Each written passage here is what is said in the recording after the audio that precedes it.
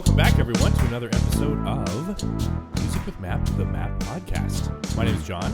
And I'm Wes. And what we do is we explore how music intersects with people in their day-to-day lives.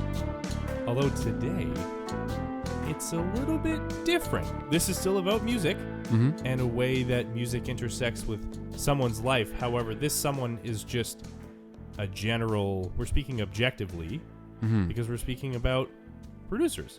Yeah, and a lot of the conversations that we have are, you know, really kind of like music nerd conversations or Big like time. audio nerd conversations. So hopefully with more episodes like this, we continue to peel back the layers of what like actually transpires behind the scenes from when you hear somebody like pick up an acoustic guitar or a piano or something and say, hey, this is a song I'm working on, to when you hear something on the radio, right? Definitely, yeah. We kind of had that conversation a couple moons ago where we just thought, hey, that'd be cool to kind of extrapolate a little bit of that. And in that conversation, and actually it was in the conversation of the opener of season 2, the current season, we just sort of realized, hey, wait a second, maybe it'd be cool to talk about some producers, you know? And it's a bit more of, it's the perspective that's a bit more of that back end, right? You know, like someone knows the artist and hears their song on the radio or whatever it might be, but they don't necessarily know the people that worked on it behind the scenes. Although producers kind of in the middle. Producers are sort of household names, I guess, right? Yeah, some of them. I mean, producers are an interesting facet in the music process because oftentimes they're very talented musicians themselves. Right. Oftentimes they're actually very good singers and vocalists themselves. True. Oftentimes they're very good lyricists, right? And they write really good songs. So they do a lot of songwriting, but also what they kind of, their part in the whole process is they'll get an artist, say Christina Aguilera will come in after she's already produced a bunch of big songs, and a producer will either write a song for her or with her, or take one of her like sort of bare bonesy type songs that maybe she's working on and turn it from, like, just as I was saying earlier, that acoustic guitar vocal track to something that you hear on the radio with massive string sections and this arrangement and this big budget sound and all of these kinds of things in between. Now, that's obviously not the case for everybody. And as we kind of move farther and farther along in the musical process, more to 2022 and 2023, you know, producers are also recording engineers, and they're good at mixing, and sometimes they do a bit of that. But so it's a hard role to kind of pin down. But I think, to your point, there are household producer names that come up because they're continually attached to, and I'll air quotes, like successful musical projects, right? Absolutely, yeah. Or whatever it might be, they've just, you know, their name is, whether it's associated with an artist or just standalone, they've just become a household name. So what's great is you kind of answered this question already, but I feel it's only fair that we pose the question, what is a producer? So I feel like you did a great job kind of highlighting a lot of those things that a producer generally does. Now, I'm pleased to say that, I don't know if you've heard of the internet, I'm using Google right now. Ooh, Webster's Dictionary defines a producer as... This is just actually... Oh, it's from Oxford. Producer. Okay, just generally producer. A person, company, or country that makes, grows, or supplies goods or commodities for sale. Okay? A person responsible for the financial and managerial aspects of making a movie or broadcast, or for staging a play, opera, etc. So it's getting kind of closer to music, but not quite. Don't worry about it. Next tab, music producer. Okay. Definition. Okay. So as per Berkeley, it says, what does a music producer do? A record. Actually, no. Okay, well, they have that tab, but then Wikipedia. Let's just go with Wikipedia. That's a common one that we go to. A record producer is a recording project's creative and technical leader, commanding studio time and coaching artists, and in popular genres typically creates the song's very sound and structure.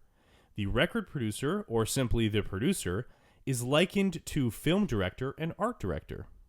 There you go.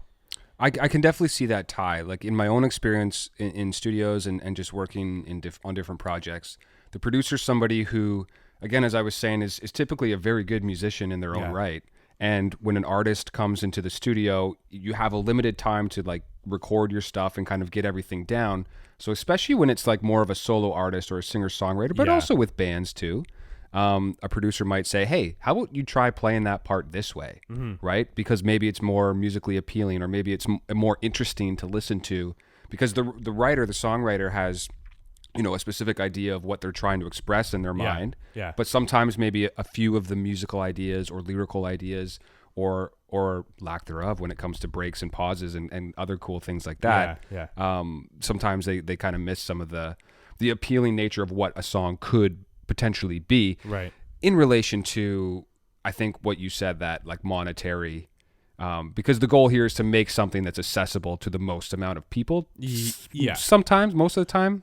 Yeah, and then I also think, though, when you alluded to this, is it's also sort of tapping into what the artist, the focal point of the project, it's like what it is ultimately you're looking to achieve. And I think that a producer basically is that sort of like outside view, bird's eye view of the whole thing, and just sort of says like, it seems like this is what you're looking to achieve, and so like they kind of facilitate that. And I was even thinking, as you're saying that, like the singer-songwriter example, you know, maybe they're in a studio strumming their guitar and singing their vocal part as they did when they pitched that idea to the producer, but then the producer's like, I hired this drummer because they're going to play really well to the kind of vibe that you're putting forward, and like in the studio can say, hey, you're doing a bit too much of this, we need more of this, you know. And that singer-songwriter's still there plugging away doing their same thing, but the producer kind of has a hand, like, you know, doing more than that. Or we've talked about like arrangements as well, just in general, right? Also, there's tonal qualities, right? Like say like a heavy rock band comes in and they think they have these really great guitar tones, but then you hear them on record and it's like, but then the producer's the one would be like, hey, how about let's try, you know, fiddling with the knobs in this way, for sure, adding more, you know, distortion or over, you know, all kinds of different, without getting too technical, all kinds of different terms to help find like a cool or really great full sounding tone. Absolutely. You could be like, oh, you know, it sounds like you're trying to get a really like nice crunchy sound with some low end, but you have too much low end and you're losing this. So if we remove that, then we'll actually get that, especially when you factor in like the role of the bass guitar and the bass drum and stuff. Yeah. Okay, great. Now I couldn't help but bring this up too. So not because I wanted to, but it just sort of came up as a suggestion with the search, is music producer salary Toronto. Oh, that's intriguing. I know. So I guess I'm kind of picturing that this is the kind of thing where maybe it's like someone who works in like a production house where maybe they're doing songs for commercial or film or whatever, like in general, like the notion of like a music producer in that way. Well, I think it's important to throw the caveat out there that, you know, the music producers that live in the top echelon, or like music artists that live on the top echelon, you know, there's millions of singer-songwriters out there. There's very few Justin Bieber types, right? Big time. And it's the same thing with producers. There's lots of people that make music for like commercials, and will go and produce, you know, a comedy album, you know, at your local comedy venue, and then go and record, you know, all of the sort of little things that, because we live in such a saturated market, which is great, I think, where all these little like niches exist, so that these independent producers can kind of still make a living and pay their bills. Or I would even, you know, just speaking hypothetically, like say there's two guys in Toronto that run a not-for-profit organization that sort of works with people to create their own music. Like that might be an example. Tell me more about this. Well, actually, funny you should ask. There's a podcast you should check out. Nice. Okay, cool. Shameless plug. Yeah, Made its way in there. All right. We're talking about episode MAP, end. by the way, Mobile Arts Programming Association, or MAP for short. Contact us for more information. No, but okay. So, it looks like the median, the average salary is about $88K a year. Who collects this data? It's from Salary Expert, powered by ERI, which means nothing to us right now. Entry is $64,000. A senior music producer salary is almost $110,000. Well, I will say, like at its lower levels, not lower levels, that's not the right word, maybe grassroots levels, like a lot of music producers will typically, they have more of a stable income than, say, the artist would. Yeah. Because an artist will go to a producer and pay them money to like, hey, I want to record, you know, a 6-song EP. Yeah. You need to record it for me. I'll play all the things and sing and do-da-da, right? And then the producer will like do all the bells and whistles, record it, give it to them. But the producer actually gets paid, and maybe that artist doesn't end up going anywhere. Yeah. You know, and then also the producer, as I was saying earlier, maybe has a side hustle where they write jingles for commercials on your local TV station, right? Yeah. Things like that. So, and also, like, you know, if the producer works on a song and they're part of the creative process and the recorded process, recorded material and stuff like that, and that song is a bit of a hit, then, you know, they're making some like residual cash, Yes. but then they're still also able to continue to work on different projects. It's almost like a studio engineer in a studio. It's just like, yeah, the artist maybe come in and out, but it's like your job is still there. Mm-hmm.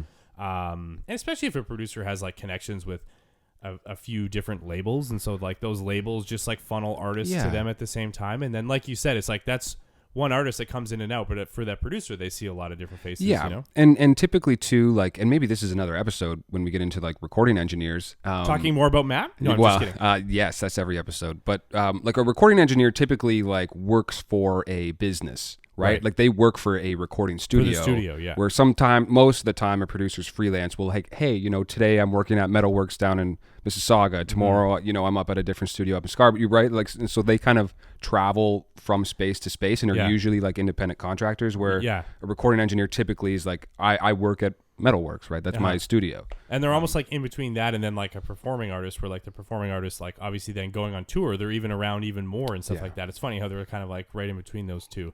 But okay, yeah, so through this conversation, we've given some examples without referring to anyone specifically, which is also part of this episode. Yeah. But we also, so we've defined what a music producer is, and then, you know, common examples and different scenarios where a music producer would work. And Wes and I have talked about this before, especially there's some household names. For me, right away, when I think of a producer, there are some household names that come up.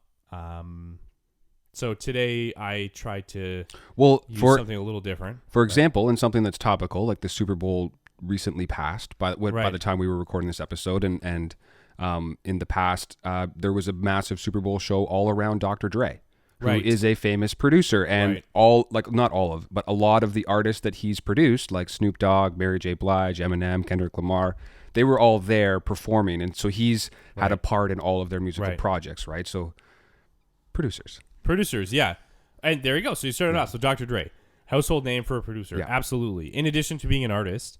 And he writes his own music and has his own solo stuff. And a lot of producers also do that. Not all, but some. And I've watched different sort of interviews with him talking about his process as an engineer as well, right? In terms of like what he does to accomplish specific sounds. So, you know, case in point right there. So another household name that comes to mind where, again, you can tick all those boxes. I don't know if you're going to bring this person up, but I think of Quincy Jones. Quincy Jones is a great producer. Quincy. Yeah. Yeah. Also an incredibly talented musician. Yeah. Right? And so, and it's interesting because I know from watching one specific documentary, I forget what it's called, but it was just like, you know, in his early days, he did a lot of scoring for film and for artists as well. And like most notably, it's I think he really sort of struck a chord with, pun intended, with Frank Sinatra in like the 50s. I didn't actually mean to do that. I didn't actually mean for that pun to happen. What? But I'm not going to say it was unintentional. Like, this is a music podcast. I said struck a chord. Like, obviously, I will say that tone sits well with me. I don't get it. So anyway, Quincy Jones. And then also Quincy Jones like produced Michael Jackson's Thriller, by the way. For those that aren't familiar with Quincy Jones, if you're not familiar with the name, you probably are, but I think that Quincy Jones produced all of the Michael Jackson records. I can look it up, that he is best known for. So oh man. The one that goes You Want to Be Silent? No, that's Thriller. Oh, this is driving me wild. It's got You Got Me Working now. Quincy Jones. Oh, bow, bow, diggo. What's the record that came out before Thriller? And then Bad came out after Thriller. Because Quincy Jones was doing like soundtracks or something like that, and Quincy Jones and Michael Jackson were working on a movie together that Quincy Jones was writing the soundtrack for, and then he was like, I'm going to produce your music. And then the one that came out, Off the Wall, for the love of God, I couldn't remember me. Yes. You Got Me Working Day and Night, I think, is maybe the song that I was singing there. Yeah. It's a great song. But Quincy Jones also, like, the vast majority of people that were popular in the music scene in the 1980s and late 70s and even into the 90s, like Quincy Jones, Yeah. probably had a part in some facet of that. And then production. also created his own music, like played his own music as well. Because I can remember a previous time that we talked about Quincy Jones, I can remember bringing up an album which... Oh, yeah, and Quincy Jones Bossa Nova, which is like the song that they used for... it's like the theme song for Austin Powers. Right. Bow, bow, bow. Maybe this one here? That's it. Yeah. Yeah. So yeah, there's that. But then also he did an album that was a nod to Stevie Wonder. And Stevie Wonder was also one of, I think, 4 songwriters of the Thriller album. Michael Jackson included, Quincy Jones, and then I think like Rod Temperton or something like that. Yeah, You've Got It Bad Girl. So this is a 1973 record by Quincy Jones. You've Got It Bad Girl is a song by Stevie Wonder, which was released probably around that same time. And then the opening track is called Summer in the City, which is a cover of, what is it, the Lovin' Spoonfuls or something like that? I think so. It is, yeah. Yeah. Hot Down, Summer in Yeah. the City, back in my, yeah. So he does a cover of that. So check it out. Which, like, you might know from... Okay, so that. Now, just really quickly, Passing Me By the group Farside from, like, 90s hip-hop.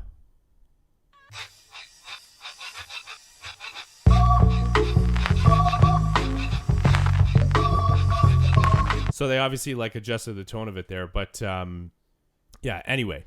Just, okay, that was a bit of a side because we started talking about, like, sampling and stuff like that. But that goes to show you kind of, like, you know, the different hats and the different sort of, like, irons in the fire that Quincy Jones as a producer had going on.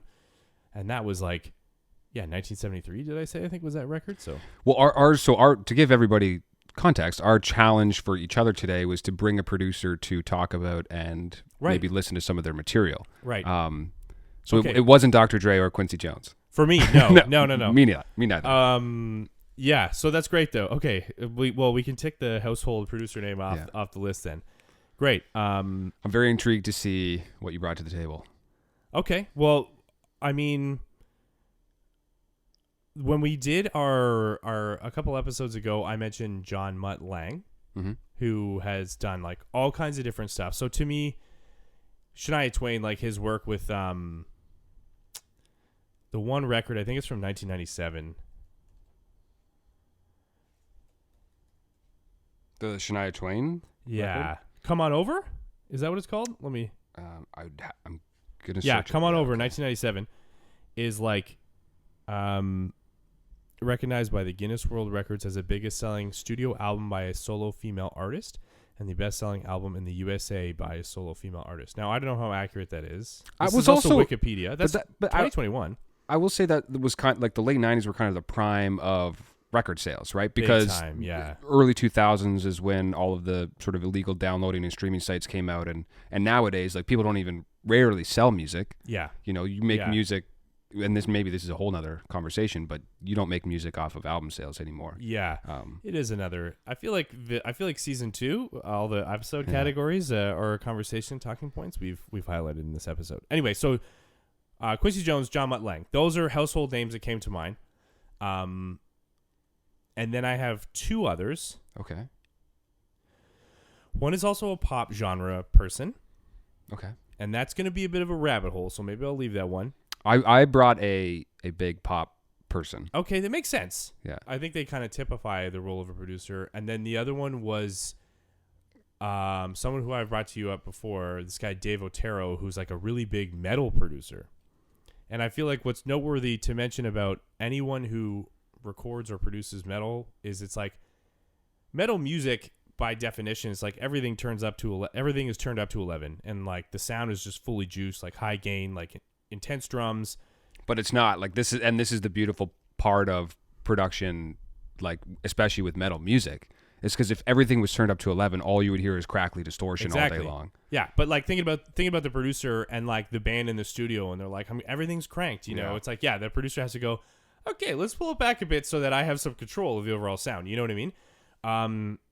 So I thought of Dave Otero for sure as like going to be maybe the one where we could quickly like jump into some different examples of that. How about you though? Do we want to go into Dave Otero for a second? Sure. Yeah, let's do it. So I feel like what's worth noting is that, again, like it's really hard to make metal. Some people want a sound that is like low fidelity and sounds like it was recorded in like a doomy dark basement on like a cassette tape, especially black metal. I think in traditional metal and like death metal and stuff like that, it's kind of the opposite. Things are generally pretty well produced in terms of the overall clarity of the sound and, yeah, just like in pop music, it's like you want to have like a nice full sounding things. Mm-hmm. Things sound kind of polished. It's like as dirty and grimy as death metal is by definition, it's still the recording quality is there. I think Dave Otero does a good job of. For those listening, like what are some bands that he's done? So I don't know if any of them are going to be like household names for me. But I feel like folks that are into metal like are into it. Yes. Yeah. So for me, I would say bands that I knew previously and then was happy to find out that he was the one that produced their stuff. Inferi is one band. They're like a melodic death metal band. So as the name would suggest, like it's kind of brutal, intense, but at the same time, the phrasing of the music is like fairly melodic. There's Archspire, I don't know how they say it. They're from Canada. They're from BC. He also produced some of their stuff. And then another one, great name, Cattle Decapitation. Metal names are hilarious. They're the best. Cattle Decapitation, at one point, everyone was vegan. I think now they're like mainly vegetarian and stuff like that. But doesn't matter. Yeah, so maybe I'll do like a quick skim of each of these. So here's one from 2021 by Inferi.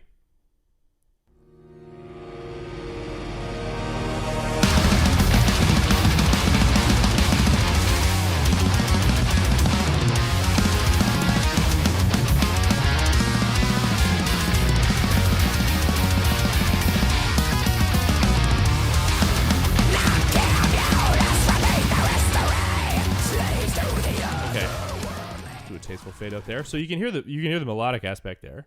Oh, and just like also as a caveat as well, like whenever anyone listens to music of any genre, they like first thing you should get is a decent pair of headphones. Oh yeah, to listen to music because it just you can hear everything, right? And in that track that we just like heard a few seconds of, just the like it was wild how you're like loud, everything's 11, but everything's so audible. You could hear it, right? Yeah. Whether it's those little guitar lines sort of hanging out in the back there, or that big chunky riff and like just smacking you in the face, right? And then when that vocal comes in, it's crisp, it's clean. Yeah. You know, there's no like it's not muddy at all. Mm-hmm. For sure. So here's another one. This is Archspire. So this is also a record from 2021. These guys are Canadian, and this one's the title track, "Bleed the Future."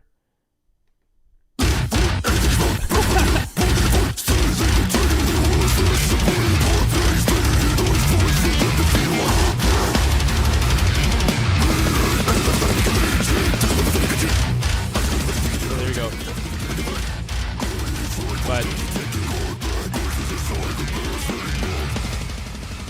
we'll let it go to the instrumental part.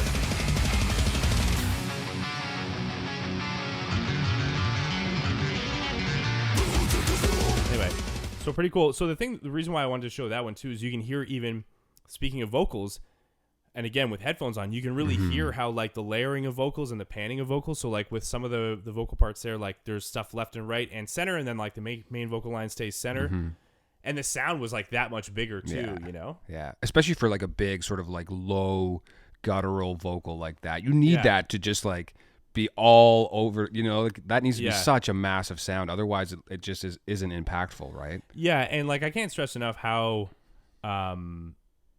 like important it is the role of Dave Otero there is like to just make to have room for everything when every like everyone in the band is like trying to juice it. Yeah. Here's a quick example of some like more like death. You know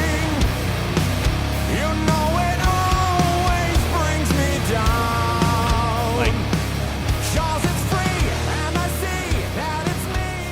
so, just quickly, same producer, Chemist, I think they're called, from Denver, Colorado, which is where he's positioned. He's stationed rather. Big sound, really chunky guitars there, but like clean vocals. But you can see like the same kind of big effect, you know? Yeah, it sounds great. And also like mixing metal music is tough. Yeah. Because you have so many things competing, right? So it's just finding space for everything. Yeah. Without getting technical is a difficult thing to do. So that's all of the above. And then here's the last one, which I think is also from 2021.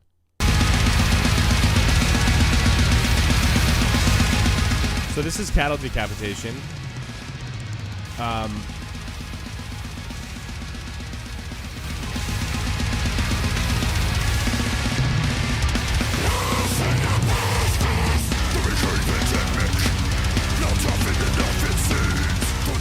Again, different vocal technique there.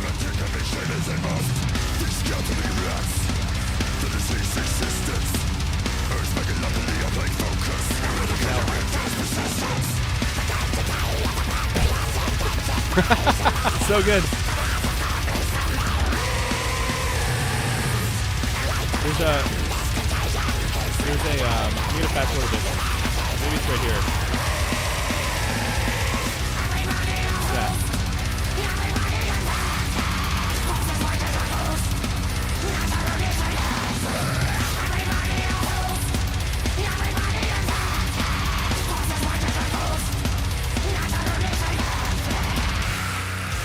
There we go. And then just to a chunky part. But even there again, like the vocal production alone is like incredible. And the thing I like about that, Travis, I forget his last name, he's a singer.